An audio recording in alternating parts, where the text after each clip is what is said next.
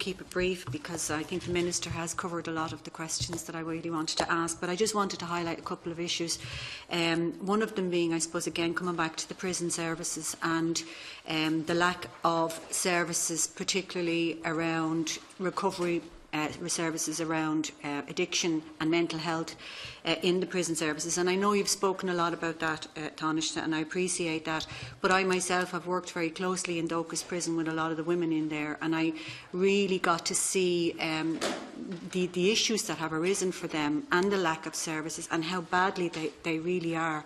And it's really shocking to see them go through what they're going through, particularly those who want to step into recovery and don't know how to. And there's just not enough services there. But I also want to highlight, and I hope that you will make it a priority, Taoiseach, but I also want to highlight the staffing issues in the prison services and how hard it is for them and how they're working at the coalface. To be working around people with addiction can be soul destroying, and they are really, really firefighting. And I think that in my experience of seeing how the prison staff are trying to cope, and a lot of them are struggling with issues themselves around trying to deal with the impact of what they're trying to cope with. And I just think that there needs to be a little bit more understanding around that, and maybe a little bit more funding in that area. And I just finally, look, I'll keep it very brief.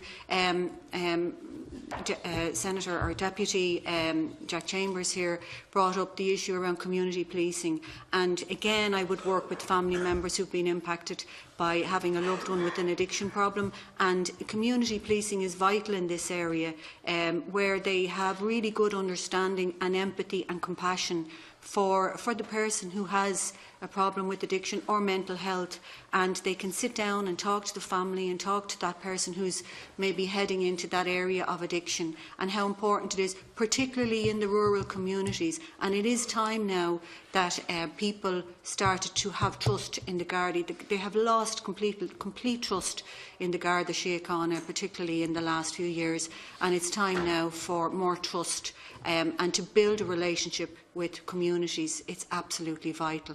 And apologies I can't stay for the next half because I have to head off, but I do have a particular interest in direct provision, so I look forward to hearing what you have to say about that, Taoiseach.